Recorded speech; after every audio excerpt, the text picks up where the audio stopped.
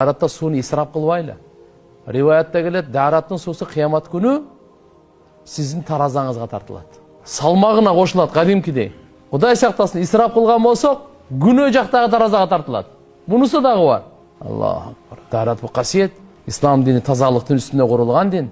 Динибиз дараттан, гусулдан башталып атат. Азыр мисалы шам намазыга окудуңуздар. Дараттын үстүнө дагы бир дарат алдыңыз, куптан намазыга 10 сооп болот. Нурдун үстүнө. Бирок алымдар айткан мындай, азыр дарат алып, 5 мүнөттө отуруп алып, кайра дарат алып, дарат ала берсең, сооп эмес, күнөө жазылат эми.